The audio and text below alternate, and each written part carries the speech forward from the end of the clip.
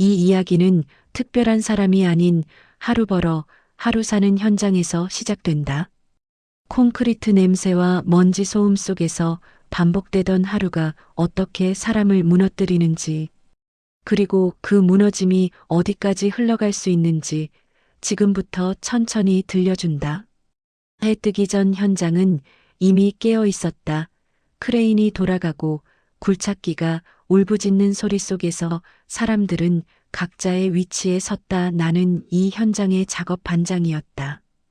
이름보다 반장이라는 호칭이 더 익숙해진 지 오래였다. 현장은 늘 위험했고, 그래서 질서가 필요했다. 질서를 잡는 사람이 나였고, 그 역할은 생각보다 무거웠다. 사람들은 나를 거칠다고 했다. 말이 직설적이고 실수에 관대하지 않다고 했다. 하지만 사고가 나면 가장 먼저 불려가는 것도 나였다. 그래서 나는 현장에서 웃지 않았다. 웃음은 방심을 낳고 방심은 사고를 부른다고 믿었다. 그녀는 어느 날부터 현장에 나오기 시작했다. 신호수 아주머니였다. 노란 조끼에 빨간 깃발을 들고 차량을 통제하는 역할. 겉보기엔 단순해 보여도 현장에선 중요한 자리였다. 차 한 대의 움직임이 사람의 생사를 가르기 때문이다. 아주머니는 다른 신호수들과 달랐다. 소리를 지르지 않았고 손짓은 정확했다. 운전자들이 괜히 말을 붙이지 못할 만큼 눈빛이 단단했다.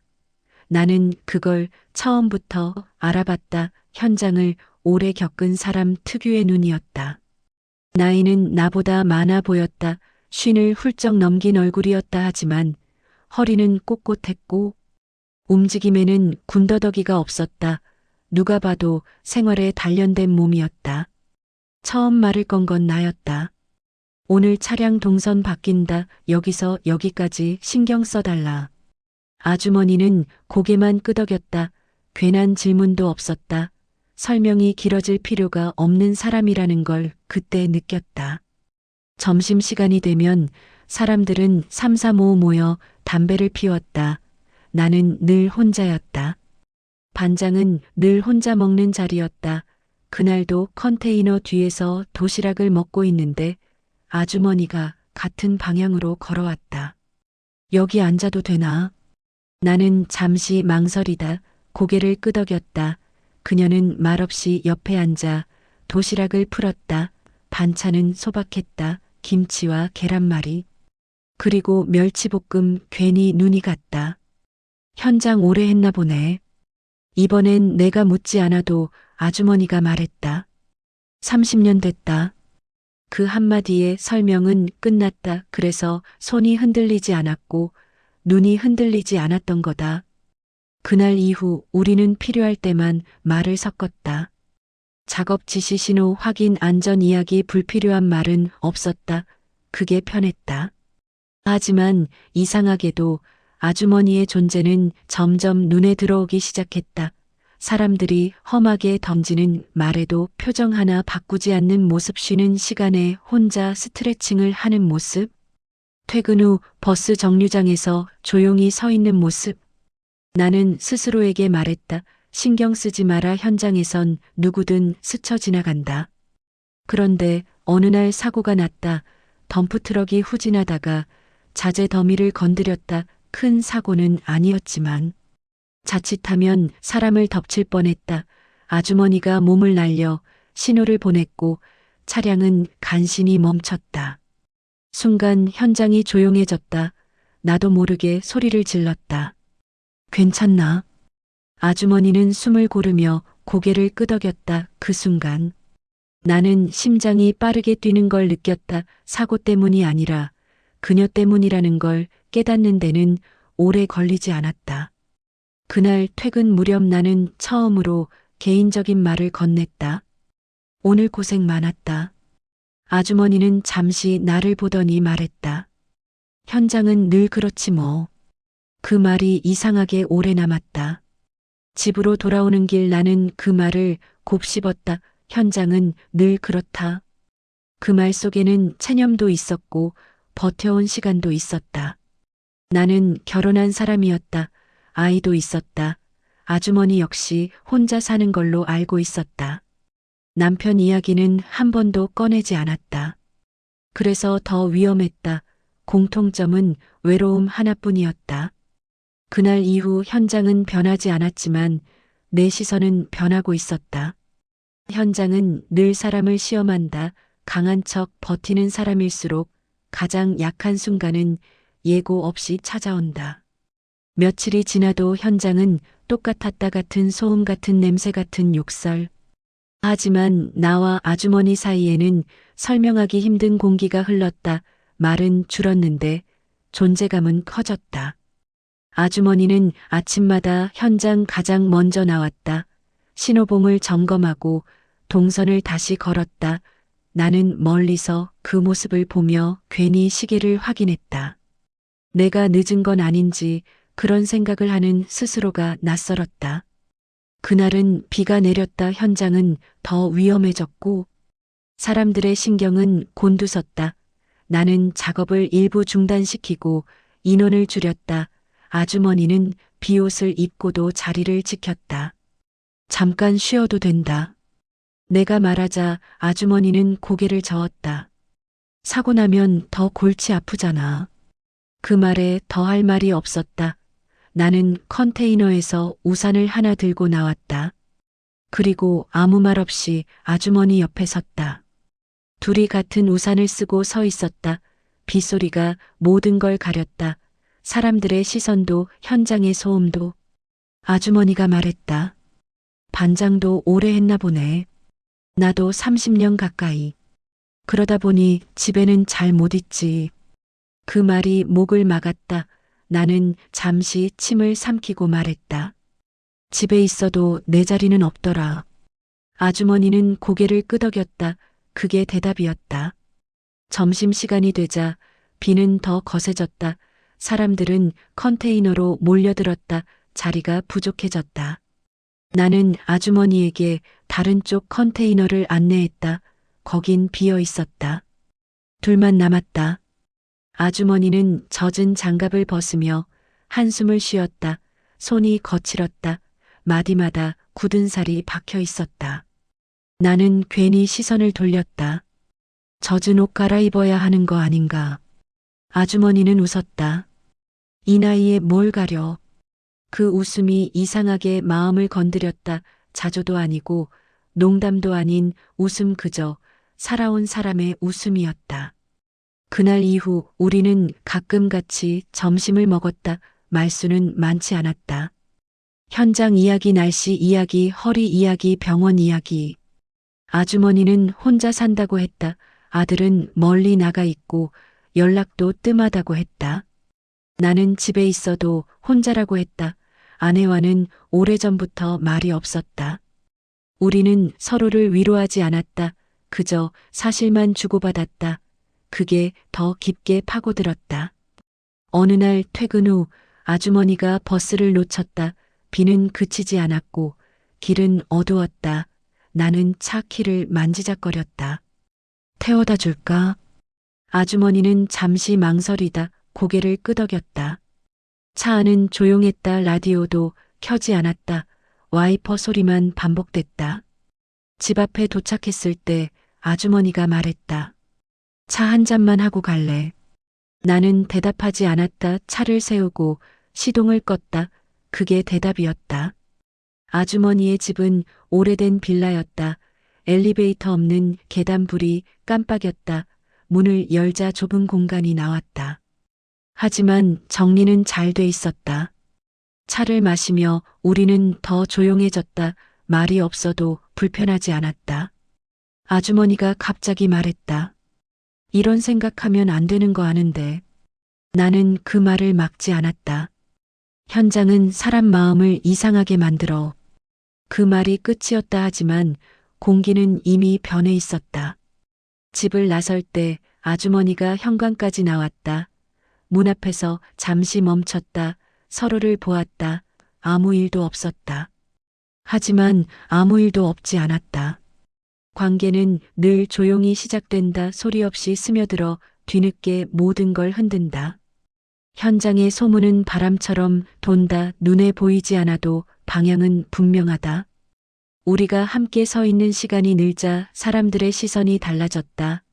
누가 먼저 말을 꺼내지는 않았지만 침묵이 더 많은 걸 말해주고 있었다. 나는 작업 배치를 일부러 바꿨다. 아주머니와 거리를 두려 했다. 하지만 그럴수록 더 자주 마주쳤다. 우연은 반복되면 우연이 아니었다. 그날은 타설 일정이 늦어져 야간 작업이 잡혔다. 조명이 켜지고 그림자가 길게 늘어졌다. 아주머니는 밤에도 자리를 지켰다. 손짓은 낮보다 더 또렷했다. 작업이 끝났을 때는 자정이 넘었다. 사람들은 서둘러 흩어졌다. 현장에 남은 건 장비 소리의 잔향과 우리 둘뿐이었다. 아주머니가 말했다. 오늘은 집에 가기 무섭네. 나는 말없이 고개를 끄덕였다. 차 키를 들었다. 이번엔 망설임이 없었다. 차 안에서 아주머니는 창밖을 보았다. 가로등 불빛이 얼굴을 스쳤다. 주름 사이로 지나온 시간이 보였다. 이상하게도 그게 더 또렷하게 다가왔다. 집 앞에 도착했을 때 아주머니는 내리지 않았다. 잠깐만. 그 말에 나는 시동을 끄지 않았다. 차 안은 숨소리만 가득했다. 아주머니가 손을 올렸다. 내 팔에 살짝 닿았다. 그게 전부였다 하지만 그 순간 나는 모든 걸 이해했다. 미안해. 아주머니가 먼저 말했다. 미안한 건 나야. 나는 그렇게 대답했다. 누구에게 미안한지는 말하지 않았다. 그날 우리는 아무 일도 하지 않았다 하지만 선은 이미 넘어갔다. 몸보다 마음이 먼저였다. 며칠 뒤 비슷한 상황이 반복됐다. 퇴근 후 짧은 동행차 안의 침묵 현관 앞에 망설임 그리고 돌아서는 발걸음. 우리는 서로를 피하지 않았다. 피할 이유를 찾지 않았다. 그게 더 문제였다. 어느 날 아주머니가 말했다. 나 이런 거 처음이 아니야. 그 말에 나는 놀라지 않았다. 오히려 고개를 끄덕였다. 나도 그래. 그 대답은 거짓이었다 하지만 그때는 진실보다 필요한 말이었다. 결정적인 날은 갑자기 왔다. 현장에서 작은 사고가 났다. 사람 하나가 다칠 뻔했다. 아주머니가 그걸 막아냈다. 몸이 부딪혔고 균형을 잃었다. 나는 달려갔다. 아주머니를 붙잡았다. 품에 안긴 상태였다. 사람들의 시선이 꽂혔다. 괜찮다며 아주머니가 몸을 때려 했지만 나는 손을 놓지 못했다. 그 짧은 순간에 너무 많은 감정이 몰려왔다. 그날 밤 아주머니는 내 차에 탔다. 말없이 안전벨트를 맸다. 이번엔 집 앞에서 멈추지 않았다. 그녀의 집으로 갔다. 문을 닫는 소리가 크게 울렸다. 불을 켜지 않았다. 어둠 속에서 우리는 서로를 찾았다. 말은 없었다. 필요 없었다. 손이 먼저였고 숨이 먼저였다. 그날 이후 우리는 돌아갈 수 없었다. 사람은 늘 핑계를 준비한다 하지만 선을 넘는 순간 핑계는 의미를 잃는다. 다음 날 현장은 조용하지 않았다. 말들이 돌기 시작했다. 누군가 본 것 같다는 말. 밤에 차가 있었다는 말, 확인되지 않은 이야기들이 살처럼 붙었다. 나는 모른 척했다. 아주머니도 평소와 같았다. 신호는 정확했고 지시는 흔들림 없었다. 그게 오히려 더 눈에 띄었다. 점심 무렵 젊은 인부 하나가 웃으며 말했다. 반장 요즘 얼굴 좋아졌네. 나는 대답하지 않았다. 젓가락이 멈췄다. 아주머니 쪽을 보지 않으려 애썼다. 퇴근 후 아주머니에게서 연락이 왔다. 사람들이 눈치채는 것 같아. 나는 한참을 서 있었다. 현장에 남아있던 먼지가 가라앉는 걸 보며 잠깐 쉬자. 그게 내가 할 수 있는 말의 전부였다. 아주머니는 답이 없었다. 그날 밤 나는 집에 늦게 들어갔다. 아내는 아무 말도 하지 않았다. 그 침묵이 더 아팠다. 며칠 뒤 현장 사무실로 불려갔다. 관리자가 돌려 말했다. 요즘 현장 분위기가 좀 그렇다. 괜한 오해 살 일은 만들지 말자. 나는 고개를 끄덕였다. 설명도 변명도 하지 않았다. 그게 더 위험하다는 걸 알고 있었다. 그날 저녁 아주머니를 만났다. 평소보다 말이 많았다. 이러다 내가 빠질 수도 있어. 그 말에 나는 처음으로 두려움을 느꼈다. 관계가 아니라 생계가 걸린 문제였다. 그만두자. 말이 입에서 나왔다. 쉽게 나와서 더 잔인했다. 아주머니는 한참을 나를 보았다. 그리고 말했다. 이미 늦었어. 그 말은 협박도 애원도 아니었다. 사실이었다. 아주머니는 자신의 과거를 말했다. 이전 현장에서의 소문 혼자 떠안은 책임 옮겨다니며 버텨온 시간. 나는 그제야 알았다. 이 관계가 사랑이 아니라 생존일지도 모른다는 걸. 며칠 동안 우리는 만나지 않았다. 현장에서도 눈을 마주치지 않았다. 하지만 끊어진 것 같지는 않았다. 오히려 더 팽팽해졌다. 결정적인 날은 비가 아닌 맑은 날이었다. 아주머니가 갑자기 쓰러졌다. 더위 때문이었다. 나는 달려갔다. 사람들 앞에서 안았다. 그 순간 모든 시선이 확실해졌다. 구급차가 오고 소문은 사실이 됐다.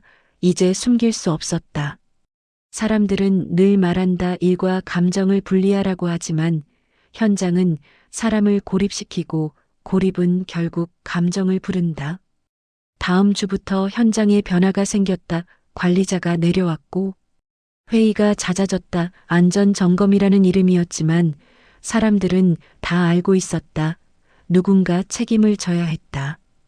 아주머니는 출근하지 않았다. 연락도 없었다. 나는 하루 종일 신호가 비어있는 자리를 보았다. 차들이 멈칫거렸고 동선은 어색해졌다. 그 빈자리가 나를 더 흔들었다. 사무실로 다시 불려갔다. 이번엔 돌려 말하지 않았다. 현장 교체를 고려 중이다. 나는 고개를 끄덕였다. 이유를 묻지 않았다. 이미 알고 있었기 때문이다. 그날 밤 아주머니에게서 메시지가 왔다. 그만두기로 했어. 짧았다. 설명도 없었다. 나는 한참을 휴대폰을 들고 있었다. 답장을 보내지 못했다. 며칠 뒤 아주머니를 만났다. 현장 근처 작은 식당이었다. 사람 없는 시간이었다. 얼굴이 많이 상해 있었다. 그래도 눈은 흔들리지 않았다. 이제 괜찮아. 아주머니가 먼저 말했다. 나 때문에 다 망가진 것 같아. 그 말에 아주머니는 고개를 저었다. 우린 원래 흔들리고 있었어. 현장이 아니라 사람이 문제였지. 그 말이 더 아팠다. 아주머니는 다른 지역으로 간다고 했다. 아들이 있는 쪽이었다. 다시 시작할 수 있을지 모르겠다고 했다. 그래도 가야 한다고 했다. 나는 붙잡지 않았다. 붙잡을 자격이 없었다. 헤어지는 길에 아주머니가 마지막으로 말했다. 현장에서 나 잊지 마. 나는 고개를 끄덕였다. 잊을 수 없다는 말은 하지 않았다. 며칠 뒤 나는 다른 현장으로 발령이 났다. 집에서는 여전히 말이 없었다. 아내는 알고 있는 것 같았고 모르는 척하는 것 같기도 했다. 시간이 흘렀다. 현장은 또 다른 소음으로 가득 찼다. 사람들은 바뀌고 이야기는 남았다. 어느 날 신호수가 새로 왔다. 젊은 사람이었다. 손짓이 서툴렀다.